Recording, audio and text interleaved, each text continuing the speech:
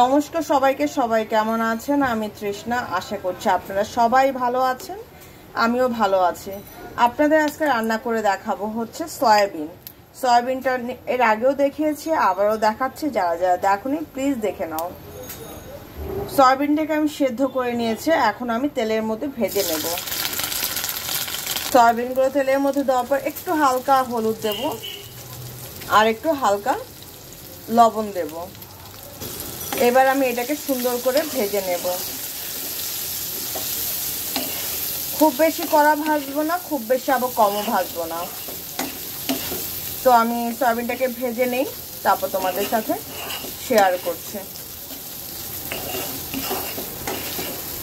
আর যারা যারা আমার ভিডিওটি দেখছো প্লিজ ভিডিওটা টেনে না দেখে পুরো ভিডিওটা দেখো, আমার জন্য অনেক উপকার হবে। আর যারা যারা সাবস্ক্রাইব করনি প্লিজ সাবস্ক্রাইব করে দিও, তোমার ফ্রেন্ড সার্কেলের মধ্যে শেয়ার করে দিও। আর আমার ভিডিও দেখতে তোমাদের কেমন লাগছে সেটা কিন্তু অবশ্যই কমেন্ট বক্সে জানাতে ভুলবে না। যেসব দিদি ভাইরা দাদা ভাইরা আমাকে এত সাপোর্ট করছো তাদেরকে আমি ধন্যবাদ দিয়ে ছোট করব না, মানে তাদের কাছে আমি চির ঋণী। যারা আমাকে নিত্য দিন কমেন্টস করছো, ধন্যবাদ তাদের। তো সয়াবিনগুলোকে আমি সুন্দর করে আগে ভেজে তুলি, তারপর তোমাদের সাথে শেয়ার করছি পরবর্তী স্টেপটা কি। সয়াবিনটা ভেজে উঠিয়ে রাখার পরে এর মধ্যে দিয়ে দেবো আমি সেদ্ধ করা আলুগুলো, একটু হালকা ভেজে নেব।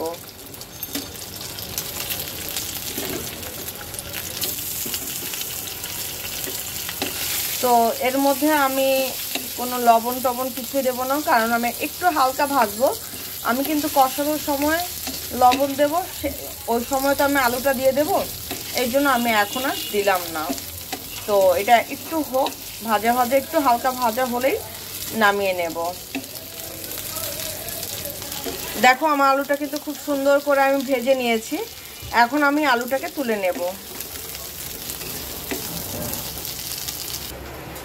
গরম তেলের মধ্যে আমি দিয়ে দেব 3টা এলাচ, দারচিনি আর তেজপাতা। দিয়ে দেব গোটা জিরা,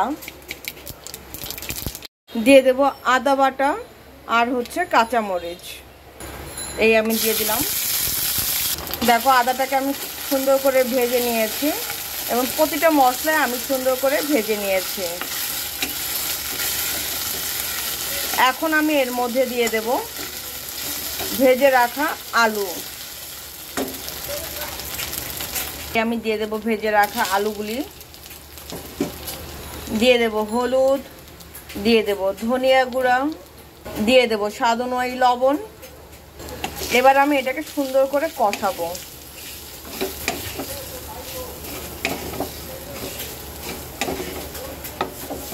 কষানোটা যত ভালো হবে তত কিন্তু রান্না খেতে স্বাদ হবে। তো আমি এখন এটাকে ঢেকে দেব। কিছুক্ষণ কষানোর পর আমি এটাকে জল দিয়ে কষাবো। দেখো আমার কিন্তু খুব সুন্দর মতন কষানো হয়েছে। আমি এখন একটু জল দিয়ে কষাবো, একটু নেড়ে দেব।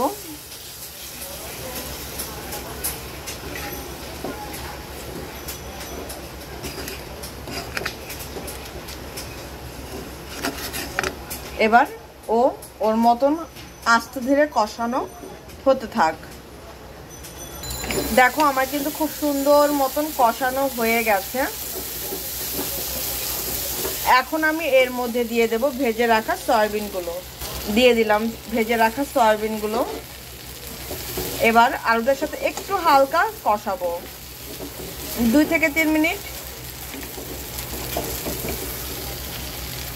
তাহলে হবে কি সয়াবিনের সাথেও তোমার মশলাগুলো ব্যালেন্স করবে খুব সুন্দর করে।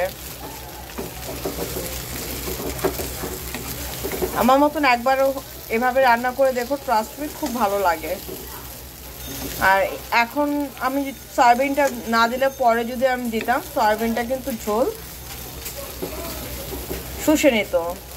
এইভাবে রান্না করলে হয় কি ঝোলটা শসে কিন্তু ঝোলটা কম টানে।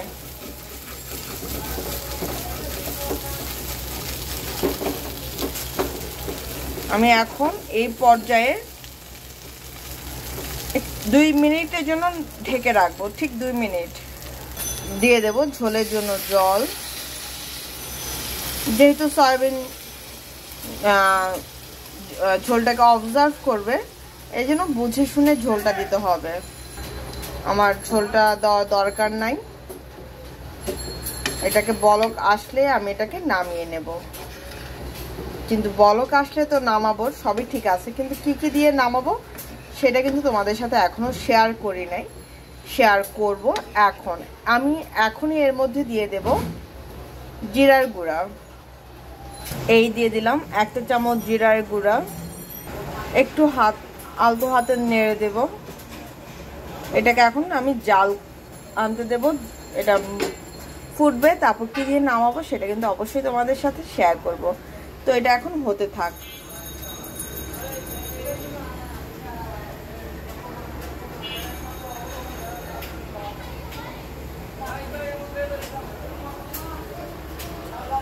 দেখো আমার কিন্তু বলক চলে আসছে।